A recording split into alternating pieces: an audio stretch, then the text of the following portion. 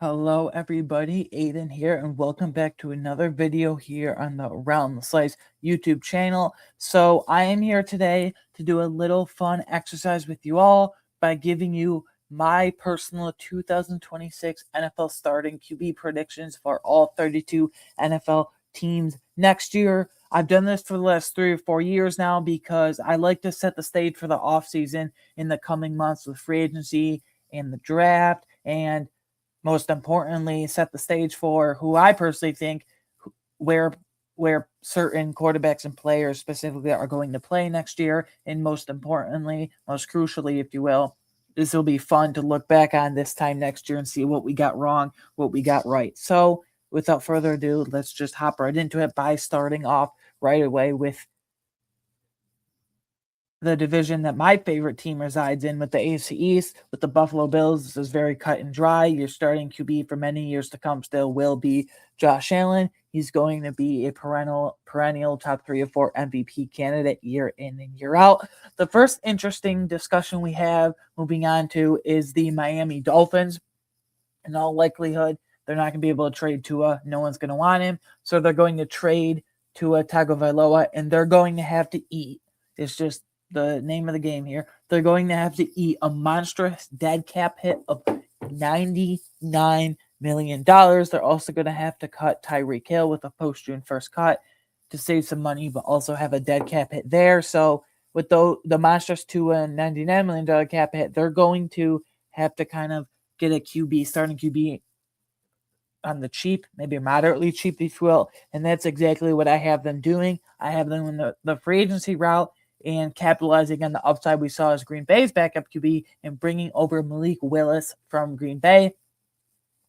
I could see him getting in the $25 to $30 million a year range, like maybe 2 years, $50 million, 2 years, $60 million at max, at most, something like that. This just makes too much sense. Jeff Hafley went against him every day in practice when he was the defensive coordinator in Green Bay.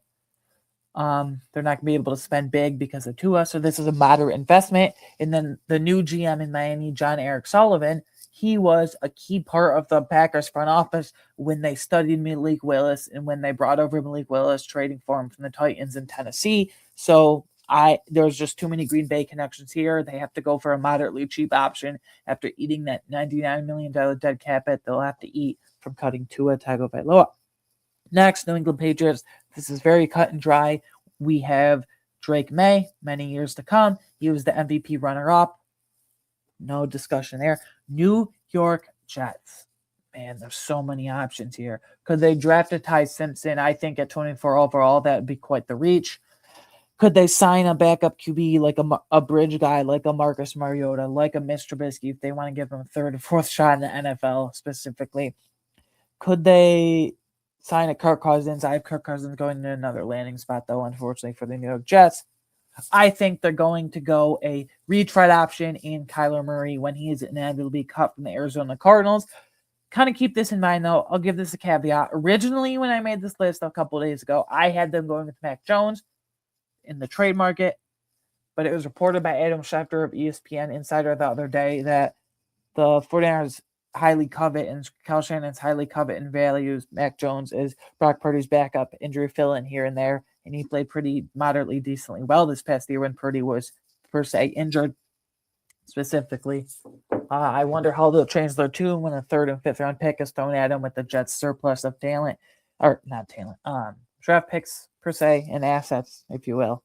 But I have the New York Jets going with a retread here. I just don't think the Jets have many options in terms of a draft or lure players, if you will. But I think Kyler Murray will just have to settle for a job after being cut by the Arizona Cardinals. And I should mention, this is week 1 starter. This isn't who will start the most games for the franchise, taking into account injury and all that by the end of the year. This is who will beat all 32 teams as week 1 starter. New York Jets, Kyler Murray. Next, Baltimore Ravens. For the most part, the AFC North is pretty cut and dry. I think Baltimore Ravens, Lamar Jackson, moving on. Cincinnati Bengals, Joe Burrow, assuming he stays healthy, moving on. Browns, I think the Browns could draft a day 3 guy like a Carson Beck. Maybe they move up for Trent Ed Chambliss in the second round if he ends up coming out and that whole waiver thing gets denied with the NCAA. Maybe they trade up for Ty Simpson a bit in the second round. But from what I've seen, Todd Monken seems to love Shedeur Sanders, so I have Shedeur Sanders sticking as the Browns' Week 1 starting QB. Again, maybe they can make a moderate backup investment or a day 3 guy like a Carson Beck or a second-round guy like Chambliss and Ty Simpson specifically, but I'm sticking with Shedeur for Week 1 at least. Steelers, it does sound like Aaron Rodgers is determined to come back from Mike McCarthy and then right off into the sunset after 1 year, so pretty straightforward. Next, going on to the AFC South, I have CJ Stroud of the Houston Texans. If I were the Texans, I would not extend him this offseason because he's 3-0 in the wild card round in his career and 0-3 in the divisional round. In that divisional round game, most recently against the Patriots, a lot of boneheaded interceptions, if you will, a lot of mistakes, if you will. So CJ Stroud, though, I still have him there. Indianapolis Colts. This is very interesting. I think Daniel Jones is, at the very least, going to re-sign with the Colts in free agency, rehab, and start first 4 or 5 weeks of the season on the PUP list at minimum. So the Colts have a couple options here that they can maybe roll with here. Maybe Riley Leonard for that first stretch of time, month or so. Maybe Anthony Richardson for that first month or so. But I think Chris Ballard and specifically head coach Shane Steichen's jobs are on the line here. And I think they need to make an actual good investment. I have them going with another retread here. I have them going with Tua Tagovailoa. I think they need a veteran QB who can at least functionally run a system there. I don't think they can try a raw athletic QB out there like a Richardson, like a Riley Leonard to put their jobs in the line for all intents and purposes. I have them going Tua Tagovailoa after the first 4 or 5 weeks around there. When Daniel Jones and Adley comes back, we'll have that conversation. But for Week 1, at least, I have them going with a retread into a Tagovailoa. Jacksonville Jaguars, Trevor Lawrence. I love the future with Liam Cohen and the Trevor Lawrence connection there. Tennessee Titans, Cam Ward. Just get them some receivers like Chim DK. I like Manor. They're wide receiver 3/4 types at best. Give them an actual vertical outside receiver. Maybe sign a slot in free agency and have them rolling. The AFC West mostly is cut and dry. For the Denver Broncos, I have Bo Nix. For the Los Angeles Chargers, I have Justin Herbert. For the Kansas City Chiefs, everyone is so confident out there right now that Patrick Mahomes will absolutely be ready for Week 1. Patrick Mahomes is going to be 31 in September. Patrick Mahomes tore his ACL in December. How is he going to be ready for Week 1? I just don't think that's feasible. I think at the very least, spending 5-6 weeks on the PUP list, and they'll have to just sign some veteran bridge option to at least keep them afloat. And I have that being re-signing Gardner Minshew, who we all thought tore his ACL the week after Mahomes, but it came out that he didn't tear his ACL. It was just a somewhat significant knee injury, and he's already back to the practice wheel and be ready for the offseason program and OTAs. So while Patrick Mahomes recovers from that torn ACL at now eventually 31 years old, I do have them re-signing Gardner Minshew, and I think for at least the first 5 or 6 weeks in Week 1 specifically, it will be Minshew. I have the Raiders.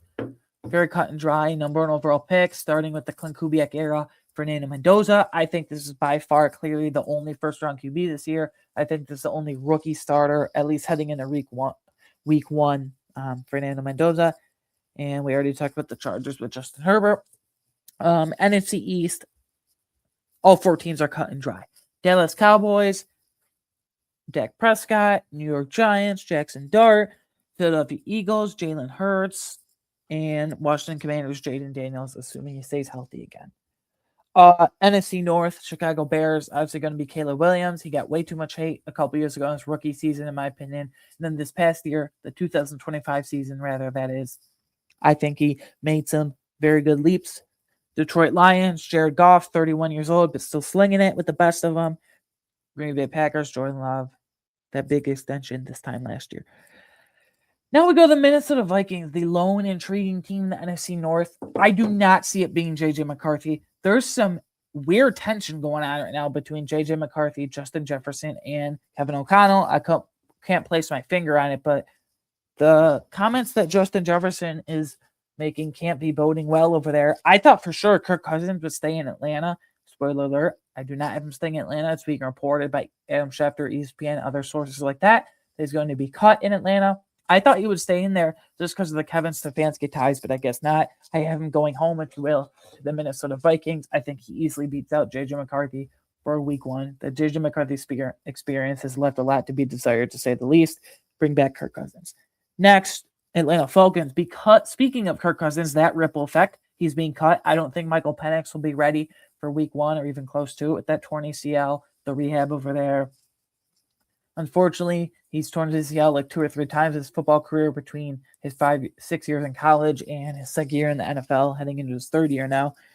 I think the Atlanta Falcons, I think if they at least have good enough QB play, they can contend for a weak NFC South championship. They have some great young defensive pieces over there. I think Kevin Stefanski was a great home run hire for them. I think they're going to be fine enough at QB with Joe Flacco. That's why I have them signing. Joe Flacco is what, 42, 43 years old at this point? But, like, damn, he can sling it still. The arm isn't there, but the precision and accuracy is still, like, elite. And his football IQ is off the charts. So, Carolina Panthers, I do have them heading into week 1 with Bryce Young for now. I think they need to make a moderately decent free agent backup option better than Andy Dalton to compete with him. Maybe like a Mitch Trubisky retread. Maybe like a Marcus Mariota, give him another shot. Maybe like a high upside tools guy in Trey Lance. Someone like that to compete with Bryce Young. But I have them going stalemate here with Bryce Young. Saints, pretty cut and dry. Tyler Shuck. As soon as he was drafted, everyone was mocking in the top 5 Saints QB. But now it's not. And I don't think they even make a moderately, like, they don't need to spend a lot of money at backup QB either, because Tyler Shuck has the experience and age for that. So Tyler Shuck, Saints week 1 starter. Buccaneers, Baker Mayfield. I do feel like this year is kind of an anomaly. I think he settles in more in the 30 to 32 passing touchdown range, maybe on the high end of a good year. But yeah, Arizona Cardinals, this is very interesting. So I had Kyler Murray being cut, and then he goes to the New York Jets for their week 1 starter. Jacoby Brissett's on a 2-year deal. They have a ton of other needs in QB. They have a need at running back. They have a need at defensive line. They have a need at linebacker, or most importantly, O-line. I think they need to make some concessions, if you will, at QB. I'm going to go with a veteran who knows the system in Jacoby Brissett. Not much upside, but this is going to be a transition year and year 1 under Matt LaFleur anyway. So I'm going to go with Jacoby Brissett. Los Angeles Rams, Matthew Stafford's already announced that he's going to come back. Maybe he gets a pay bump. I assume he will. San Francisco 49ers, assuming he's perfectly healthy, Brock Purdy. And then Seattle Seahawks, obviously going to be Sam Darnold, Super Bowl champ Sam Darnold. This time, last March when Sam Darnold first signed with the Seahawks, I was very skeptical of the whole thing. They moved on from, in my mind, from one mediocre QB in Geno Smith to another mediocre QB in Sam Darnold, and then moved on from DK Metcalf, Tyler Lockett, and their lone receiver was basically JSN, and that's it. But their transition from Geno Smith to Sam Darnold and getting Ryan Grubb out there and getting Clint Kubiak in there did wonders. So Seattle Seahawks ending off with Sam Darnold here. Anyways, guys, let me know down in the comments below. Do you disagree with any of my starting QB predictions? What's the one you agree with the most? Are there some names here I didn't mention, like some developmental QBs, like does Trey Lance get another shot? Does Spencer Rattler get another shot? Does Marcus Mariota get another shot? Or Mitch Trubisky get another shot? Is veteran bridge options? Let me know all that in the comments below. If you want instant reactions to fantasy football and the draft process as a whole, and just in reactions from a real football perspective as well as fantasy football, you can kindly follow me on Twitter at @AWeingartner13. Twitter/X at @AWeingartner13. Thank you for the support as always. Please like and subscribe. At the end of this week, going into next week, we're going to be pumping out free agency content starting, big trades that we could see this offseason, positional previews, specific landing spots, potential contract values, all that fun stuff. It's my favorite time of the year. Please like and subscribe for all that whole journey. And please, one last thing, please share this video and channel with anyone and everyone you know. It would boost the algorithm for sure, and it helped me quite a bit.